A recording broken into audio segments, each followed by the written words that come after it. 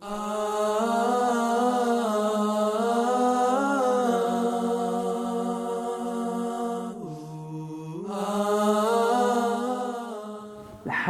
wassalatu wassalamu ala rasulillah. Assalamu alaikum wa rahmatullahi wa barakatuh, brothers and sisters. It's your boy Imran ibn Mansoor, and alongside me is brother Gulad Noor. So, you're joining us for the first edition of the video series that we have for the recovery project and the recovery program, which is the new course that we're going to be teaching, inshaAllah, showing you guys how to get over the pain of heartbreak, how to get over the difficulty that is obviously caused to you and inflicted upon you as a result of breaking up from your ex, whether it be a boyfriend, girlfriend, which is haram, whether it be something that was like a divorce or an engagement being broken off. Regardless, we're going to show you guys how to get over this and also show you how to establish a relationship with Allah subhanahu wa ta'ala in the process. So today, specifically in the video, of course, this isn't a program. Tell them a bit more about the program at the end. Today in the video, what we're going to be discussing, inshallah. So today, inshallah, what we're going to be discussing is why does it hurt so bad? You know, when someone is gone through a boyfriend, a girlfriend, obviously like I said, which is haram, but then once it's finished, why does it hurt so bad?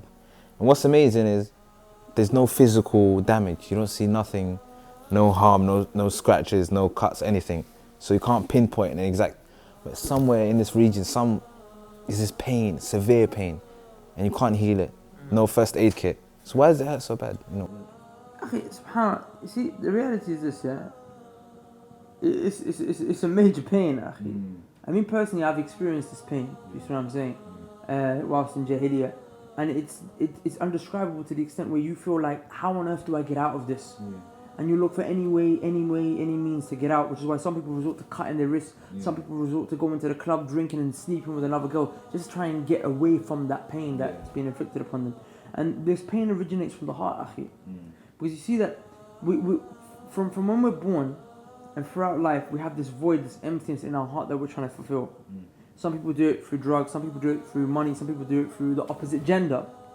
Usually, majority of the time, we try to fulfill this void through the opposite gender. And we think that once we're going to find this perfect girl, perfect guy, this person is going to make us happy. This person is going to complete us.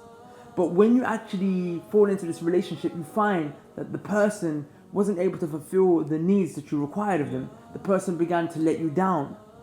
The person, began to do things that you didn't expect them to do. And ultimately, because you have such high expectations for this person, any small thing they do is going to ultimately hurt you, right?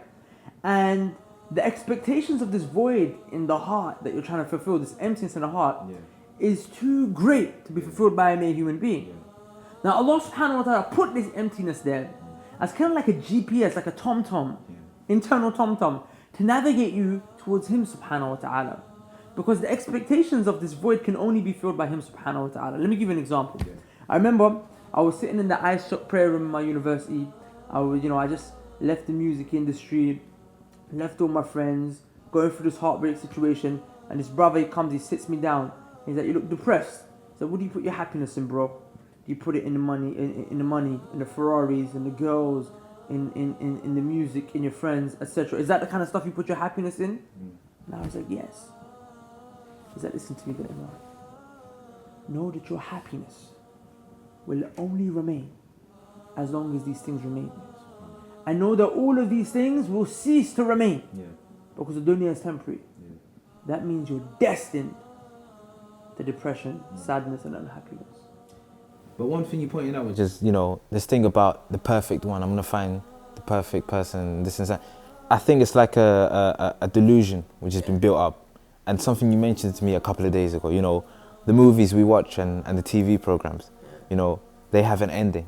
And usually when they end it, is at the good parts, when they're reunited with the person, they leave it at a good height. So we're constantly being bombarded with this, happy ending and, the two lovers coming back together. Which builds up a fantasy on our side. And as for the Muslims, we have this other fantasy, we hear about, which is reality, but we only hear one side. For example, Aisha radiallahu anha and Prophet sallam, how amazing their marriage was. We hear like the incident when Aisha radiallahu anha, they went to go watch the war dance thingy that was happening, and she was leaning on the Prophet sallam, And the Prophet asked, are you done? Like these love scenarios and obviously other instances we hear about. But then we only hear about those like fantasies, no, not fantasies, but those we wish to be like, oh, that I wish that could be me and so innit. Yeah. But then there's the other side, you know, that the Prophet ﷺ and Aisha, you know, they had, you know, you could say arguments, and obviously Aisha, she had her temper and used to say stuff back, and other instances. Slap the plate of food into the other wife. Exactly. So we need to look at it like a whole holistic view and take everything in.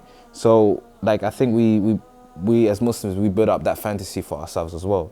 We set ourselves up for falling. Exactly. Because you see, it's like, look, and this was actually leading on to the point that I was making, right? Is that because we see the perfect picture, we think this person will perfect us and perfect our happiness and perfect our state. But but the reality is, because this will never happen, you will become depressed. You will fall into heartbreak. Whether and you can be heartbroken whilst being in a relationship. You see what I'm saying? But the only way to get your happiness to remain is to put your happiness in Allah subhanahu wa ta'ala, which is one of the main things we're going to be teaching in this program, right? Is how to actually fall in love with Allah subhanahu wa ta'ala.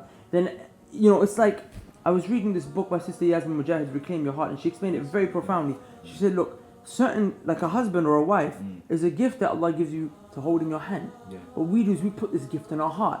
Now, when this gift is taken away from us, we feel that pain, like our life has just ended.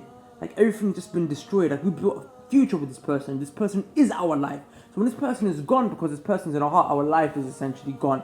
And that's why we feel the pain that we do. However, if the gift is kept in the hand where it's supposed to be, when that gift is taken away, you feel pain, you feel hurt. But you don't feel the kind of pain that you would when you lose that which is inside your heart. Definitely. But if Allah subhanahu wa ta'ala's love is in your heart, and you understand that, that love will never go, because Allah subhanahu wa ta'ala never goes. No, so you'll never ultimately feel depressed. So the reason why it hurts so bad is that we've put our reliance upon that individual, hoping for them to fulfill the whole, which it cannot be fulfilled. And essentially, your life is gone. Your life has been ripped away from you. The very sole purpose for which you breathe has been ripped away from you. Yeah, because you based your future with them, but now they've been stripped, your future's been stripped. Exactly.